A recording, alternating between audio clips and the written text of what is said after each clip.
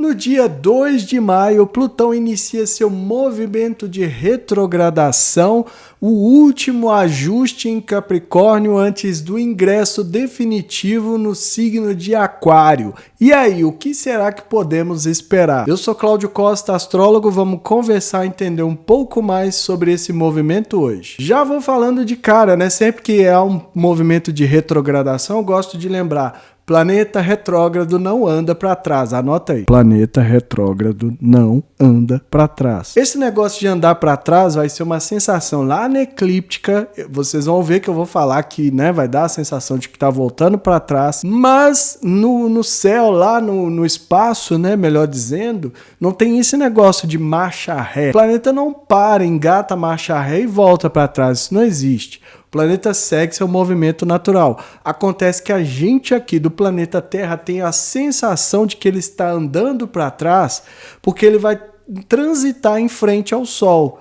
Então a gente, né, não conseguimos ver Plutão a olho nu, obviamente, mas no momento em que ele está passando ali agora, fazendo seu movimento retrógrado, ele está entre a Terra e o Sol. Então ele parece que está andando para trás para a gente, porque o movimento natural, né, direto, acontece com os planetas transitando atrás do Sol. Não sei quem inventou essa história de planeta andando para trás, mas toda vez alguém pergunta isso, mas isso não acontece. A mecânica celeste é a mesma para todos os astros. É só pensar que a Terra, em algum momento, faça um movimento de retrogradação. A gente aqui não enxerga, mas se a gente estivesse lá em Marte ou em Vênus, observando o planeta Terra, a gente ia ver que a Terra estaria retrógrada, mas aqui a vida segue normalmente. Porque se parasse para engatar a marcha ré, andar para trás, igual o povo fala aí no popular, tudo aqui seria instantaneamente destruído. Então não existe esse negócio. O movimento de retrogradação é muito natural. Agora, para a astrologia, ele tem um sentido simbólico, porque os temas que o planeta representa, e aqui a gente vai falar sobre aquilo que está oculto, sobre plutocracia, né, sobre poderes ocultos, sobre o empoderamento, né, a transformação, a necessidade de purgas. Plutão é o senhor do submundo, né, então controla a fronteira entre a vida e a morte. Tudo isso entra em revisão a partir de agora. Como é um transpessoal, depende muito do aspecto que vai fazer com algum planeta pessoal, né? Planetas pessoais são Sol, Lua, Mercúrio, Vênus e Marte. Então, se Plutão faz algum aspecto na retrogradação, né, com um desses planetas, você vai vivenciar essa retrogradação de forma individual. Muitas vezes ali mexendo ou com os temas solares, né? Então vai precisar rever como mostra o brilho, como mostra isso, como está transformando isso, ou melhor, purgando a sua essência para ter mais clareza, né? Mais cristalino ali, ficar algo mais puro nesse sentido, ou ainda, né, mexendo com o Marte ali, a forma de agir. Então é nesse sentido que entra a revisão. Mas nós vamos ter que rever também a forma como lidamos com aquilo que é oculto na nossa sociedade, que o Plutão sempre está tentando mostrar para a gente. Né? Um exemplo é que ele vai voltar mais uma vez para Capricórnio e ele vai dar a última varrida ali na sujeira que ficou, né, desde 2008, quando ele passou lá modificando, né, destruindo muitas das instituições que a gente achava que eram sólidas, né? Então Plutão tá ali mexendo varrendo os escombros agora, antes dele engrenar a marcha definitiva ali para o signo de Aquário, que vai acontecer no dia 19 de novembro. Então a oportunidade é de revisar como a gente lida com isso. Como nós encaramos a morte, né? Um grande tabu social que ninguém gosta nem de ouvir falar. Parece os gregos antigos que não falavam o nome de Hades, porque achavam que se falasse poderia trazer ali uma má sorte e acabar morrendo. Não é assim que funciona, mas a gente ainda tem uma cultura que precisa ser revista em relação a esse tabu enorme aí, que é nada mais é do que a transformação da energia do nosso corpo, né? O físico vai se transformar em algo diferente e isso é chamado de morte. Então, às vezes, a gente precisa também rever como a gente lida com isso e encarar. Agora, é válido lembrar que é sempre de uma maneira dolorosa. Então, não adianta eu aqui falar que de forma bonitinha e tal, sendo que é Plutão, sendo que não tem essas camadas que suavizam, sabe? Então é importante pensar também que tudo é muito profundo, tudo é muito chocante, tudo é muito intenso e poderoso e que muitas vezes, né, a gente até relaciona com o movimento vulcânico para mostrar a força dessa energia, dessa consciência, o quanto pode ser explosivo, né? Só parar e observar uma erupção, espero que de longe. Mas observa como o vulcão se comporta. Quando há uma erupção, não só tem muita fumaça, né, o que encobre ali, trazendo o oculto, mas também atira pedras que saem como mísseis para todos os lados. Então é nesse sentido também que tem que fazer a faxina interna, né, fazer a faxina ali de onde o Plutão retrógrado tocar, porque ali ainda falta limpar. E essa vai ser a última vez. Foram 3 retrogradações até chegar nesse ponto, mas agora, né, a partir do dia 19 é Aquário, é outra história e daqui a pouco a gente fala a respeito. Então vamos dar uma olhada na mandala para a gente entender quais os outros potenciais estão desenhados ali. Compartilhe esse vídeo com amigos e pessoas que possam se interessar. O canal é independente, quanto mais gente tiver acesso, melhor. Então essa é a mandala do momento em que Plutão iniciou seu movimento de retrogradação, que aconteceu no dia 2 de maio às 14h47 do horário de Brasília. Mapa mais uma vez traçado aqui para contagem.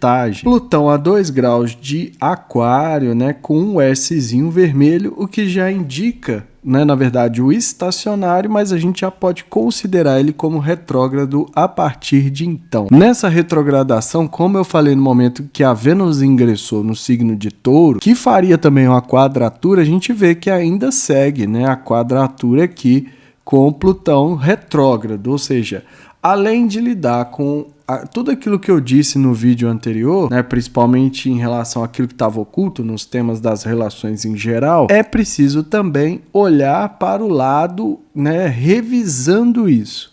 Ou seja, vai ter que lidar com o oculto e vai ter que rever também a forma como trata isso, como encara esses tabus. A energia de Plutão, como eu falei muito, é para desapegar, para a gente descamar as peles, né?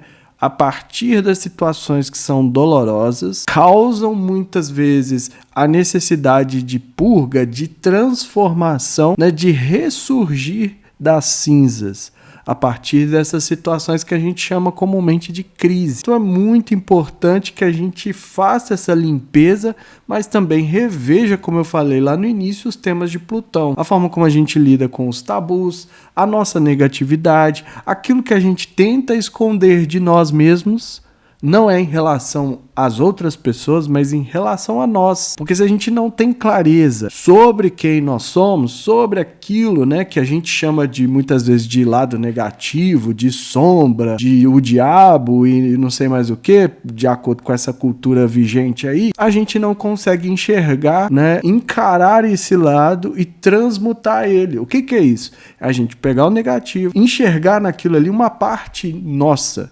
Não existe uma pessoa na face da Terra que não tenha esse lado negativo, que não tenha... E quando eu falo lado negativo, não são aquelas características do tipo, eu sou chata, eu sou muito implicante, não é isso. Eu tô falando do que há de negativo na nossa essência, e que muitas vezes a gente tenta esconder disso. Às vezes a gente sente raiva, às vezes a gente sente ódio, o que desencadeia esse tipo de sentimento, né, de energia em nós, que isso vai afetar, né, durante aí o período em que esta retrogradação durar e a Vênus ainda estiver em aspecto com Plutão, como que a gente vai lidar com isso? Mas principalmente essa preparação para a gente entrar definitivamente com Plutão em Aquário e começar toda, né, uma nova história, uma mudança, uma transformação, a destruição de tudo que o Aquário representa para que a gente possa reconstruir. Também o sexto com Marte. Falei também no momento que Marte ingressou em Áries que esse sexto já estava ali também. Assim como acontece com os temas da Vênus, os relacionamentos, parcerias, acordos e finanças, também vai acontecer no campo da ação da realização da raiva. É uma energia menos incômoda. Com a Vênus não tem jeito, a gente tem que tomar atitude. Mas com Marte é uma energia forte. A gente pode aproveitar, a situação acontece de uma forma até mais suave, mas é preciso também trazer isso. E precisa encarar também como a gente lida com o negativo das nossas ações. Às vezes a gente acha que tudo que a gente faz é castigo, é punição, é não sei mais o que, é karma. Eu falo muito isso aqui no canal, mas é porque a gente não enxerga que muitas vezes as atitudes que a gente toma tem um pano de fundo negativo, e esse pano de fundo que muitas vezes vai trazer as consequências que a gente acaba chamando de punição, que a gente prefere acreditar que é castigo divino e esse tipo de pensamento. Só que a gente não faz esse trabalho de olhar as nossas atitudes e ver o que há de negativo nelas, né? Quando a gente age por impulso, quando a gente age com raiva, ainda que seja para desbloquear o caminho, como eu falo muito nos vídeos de Marte, também precisa ser considerado o que está causando de impacto, porque a gente pode pensar numa visão mais inocente e romântica que tudo que a gente faz com boa intenção é bom, mas não é bem assim, né? Saber de fato onde está esse negativo, esse, vamos falar assim, esse resíduo das atitudes é algo que é desafiador de enxergar. Com essa energia do sexto a gente pode fazer uma forcinha e trabalhar nesse sentido. Mas será que a gente quer? Será que a gente quer olhar o negativo? Será que a gente quer enxergar a verdade como ela é? E não digo a verdade que é posta pela mídia, mas a nossa verdade, como as coisas são de fato, um pragmatismo, numa visão pragmática da vida, ou a gente prefere o mundo dos sonhos, o mundo do entorpecimento, da alienação e do fantástico? E o Netuno está envolvido, porque também, olha aqui o sexto, por isso que eu já estou falando de Netuno. Então, tá aí pensando, mas nem tem Netuno nessa história. Claro que tem, olha aqui, ó, sexto com Netuno, 28 graus, muito perto. Esses dois, Netuno e Plutão, estão em sexto já há bastante tempo. O Plutão vai reingressar em Capricórnio e ainda vai continuar o sexto. O sexto só vai se tornar mais forte. Quer dizer que o desafio para a gente enxergar aquilo que está oculto é ainda maior. Então aqui o ascendente caindo a 22 graus de Virgem. Então a gente tem que ter uma atenção especial também, usar essa energia que é para consertar, para aprimorar. Olha que legal. A gente pode incorporar isso a essa retrogradação de Plutão, dá um senso útil. Então não é simplesmente, nossa, né, que pesado isso que ele está falando, que negativo, não sei o que ele tem que... Não quero nada disso. É simplesmente também trazer a utilidade para isso. Então, nossa, realmente eu tenho um lado aqui que é assim, não sei o quê. O que eu posso fazer com isso? Faz o analítico de Virgem, né? Cria um roteiro, uma lista, vai organizando isso de certa forma. Virgem também tem muita ressonância com limpeza, vai fazendo essa limpeza. À medida que você vai conciliando esses dois lados, né? Porque a gente vive assim, eu não posso ser mal, eu sou uma pessoa do bem, eu não posso ser mal. O tempo todo só é ensinado que precisa reprimir esse lado e não aproveitar, não trazer esse lado, abraçar esse lado como uma parte de si. Porque só a partir do momento que você faz, né, a conciliação entre o que há de positivo e negativo em você começa a ir além, a fazer o que é a palavra mais falada aí para Plutão, a transmutação. Então essa energia ajuda nesse sentido. E lá no meio do céu, como bússola, aparece o signo de Gêmeos, a 24 graus, indicando maior dinamismo, fluxo de ar, liberdade, né, necessidade de circulação. Está sendo esperado isso de nós a partir do momento que a gente consegue fazer esse exercício doloroso do Plutão. Ali também tem os contatos que podem ajudar, as trocas favoráveis, o comércio, uma série de coisas, e também de agir com uma certa racionalidade. O Plutão está em signo de ar, o meio do céu, a bússola, também está em signo de ar. E a Lua, que fala sobre o emocional, ou seja, essa carga, ela não tem um impacto tão forte, apesar de estar no fim de Aquário, né? Mas a gente pode lidar com ela de uma maneira mais racional. É preciso lembrar, eu sempre falo isso também, sempre chamo atenção para isso, que emoção tem ressonância com o elemento água e não tanto com o racional intelectual dos signos de ar. Então isso também é um desafio, mas pode ajudar aí a não ter tanta carga de drama mesmo, porque a Lua está prestes a entrar em Peixes, que fica quase uma coisa quase infinita ali de lidar com o emocional. Então aí só para mostrar o momento exato que ele fica retrógrado, o S preto indica que ele já está para virar estacionário.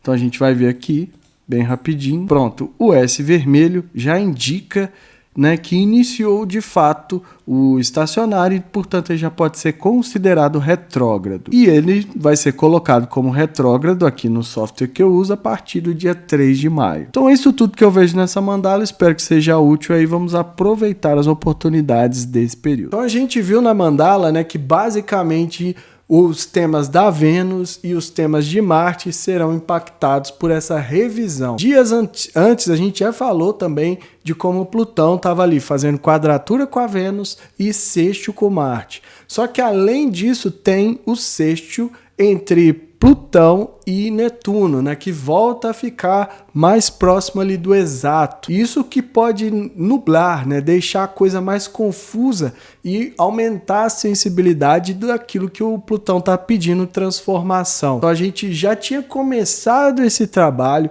agora vem com a revisão, né, com a oportunidade às vezes de modificar muita coisa nos temas que a Vênus representa, ou seja, nos relacionamentos, parcerias, acordos e finanças, e também no campo da ação, da realização. Como que a gente vai lidar com isso, né? Fazer essa faxina, jogar fora muita coisa, desapegar, transformar esses campos para trazer maior leveza e a gente aproveitar melhor. Então a retrogradação vai do dia 2 de maio ao dia 10 de outubro, né? Então aí cerca de 5 meses trabalhando o movimento retrógrado. Vamos encarar como um preparatório, né? Na verdade, todos esses ingresso em Aquário, retrógrado para Capricórnio, ingresso em Aquário, retrógrado para Capricórnio, foram uma espécie de ensaio para que a gente pudesse enxergar um pouco mais, né? Tentar vislumbrar um pouco mais o que esse Plutão em Aquário, coisa que está aí acontecendo depois de 250 anos aproximadamente, vai mexer a partir de agora, né? Então ele vai do grau 2 de Aquário ao grau 29 de Capricórnio. Então uma faixa pequena, porque o Plutão é lento, né, gente? O que tem nessa pequena faixa do fim de Capricórnio ao início de Aquário? São os planetas pessoais, como eu falei lá no início, então Plutão retrógrado vai tocar neles. Então tem que dar uma olhada. Quem nasceu, por exemplo, nos últimos dias de Capricórnio e no início de Aquário, o Sol ali vai ser mexido mais uma vez. Então, lembrando, já vai ser a terceira vez. Esse assunto já foi trabalhado desde o ingresso lá em março do ano passado, né, de 2023, quando ele entrou pela primeira vez. O que vai mexer a partir de agora? Vale também a pena, eu sempre chamo a atenção para isso, que o planeta retrógrado dá a gente uma maleabilidade para trabalhar, para modificar, para melhorar o entendimento daquilo que ele representa. Então vamos repetir de novo, é um transpessoal, é desafiador a gente pensar a nível individual, mas coletivamente o que a gente vai ser chocado aí em relação a esse movimento retrógrado, né? Porque ali está a oportunidade da gente modificar muita coisa. Como eu falei, é desafiador nesse sentido, porque é um transpessoal, mas não quer dizer que a gente não possa ampliar a consciência por aquilo que ele mostrar a partir dessa retrogradação, como ele fez desde a última vez que ingressou em Aquário, e eu vou deixar aqui o vídeo, né, para quem quiser assistir e entender um pouco mais. E aí o signo de Aquário tem muita ressonância com grandes corporações, com conglomerados, né, com os grupos, com a humanidade de uma certa forma, né, representa isso,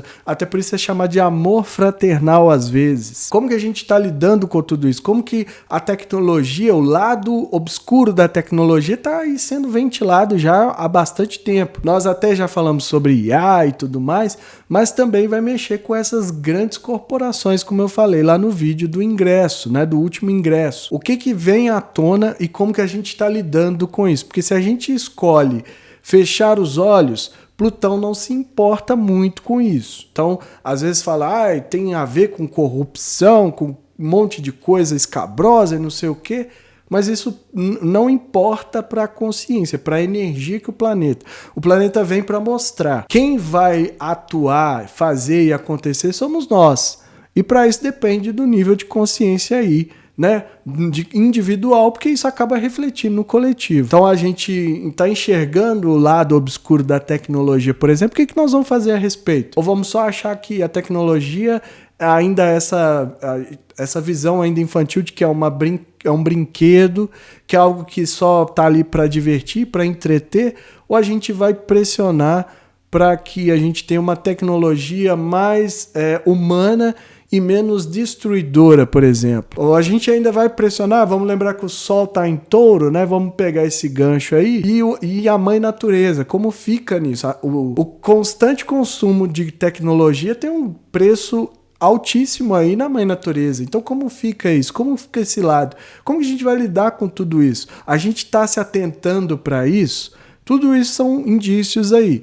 Agora, tudo indica que vai pegar muito pesado na tecnologia, no lado obscuro, nas coisas que são feitas ali às escondidas, trazendo tudo isso à tona. Então a gente vai vivenciar e ver muitos escândalos relacionados a isso e vai mexer também com os grandes conglomerados, as Big Tech, né? Não só do ramo de tecnologia, mas todos os oligopólios ou plutocracias, como eu gosto de chamar. O Plutão vai chacoalhar com isso, porque o Aquário representa isso. Assim como também vai mostrar, isso já é uma repetição, né? Que eu já falei isso nos outros 2 vídeos do ingresso, como que esse lado humano, fraternal, não tem nada de humano de fato. Então a gente vai ver muita coisa. É um movimento que vai até 2043.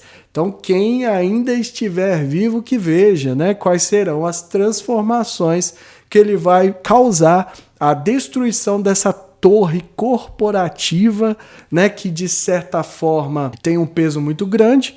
Né? A gente sabe hoje que os bilionários, os grandes bilionários, eles controlam quase que 90% de tudo que acontece no mundo. E o Plutão vai bater bem na porta deles. Então a gente tem que ficar aí atento, porque os caras são safo também. Então vamos ver como vai ser isso. Agora, o interessante é que o que deu para aprender de 2008 para cá é que a destruição acontece, ele deixa os escombros e cabe a nós saber como que vamos reconstruir. Então é uma grande oportunidade que a gente tem, porque isso também é mais uma badalada para a era de Aquário, né? Isso que eu gosto de chamar de fase de transição, que a gente está plantando muitas coisas para o que vai ser esse nascimento de fato, aliás, essa consolidação da era de Aquário. Nascimento a gente já está assistindo, a gente está vivendo isso, e é por isso que eu chamo de fase de transição.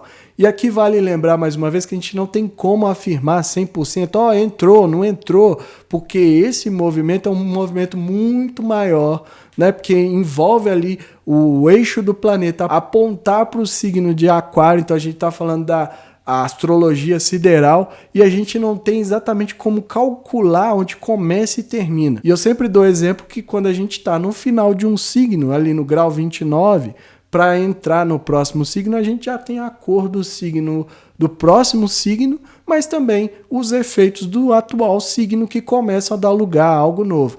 Tudo é uma fase de transição, nada acontece de uma maneira brusca. Agora é Aquário, acabou Peixes, não é assim. A era de Peixes ainda vai transbordar muito para a era de Aquário, e é por isso que eu tanto falo, a gente precisa filtrar muita coisa, porque senão a gente vai fazer da era de Aquário, que poderia ser a grande utopia, a grande aurora da humanidade, similar aos tormentos que a gente teve na era de Peixes e que nós sabemos muito bem quais são. A mensagem é essa, eu fico por aqui. Se inscreva no canal, deixa aí seu like, ativa o sininho para receber notificação sempre que eu postar um vídeo novo. Quer saber mais do seu mapa natal? Essa retrogradação vai pegar ou não o seu mapa? O link tá na descrição, me chama, marca a consulta.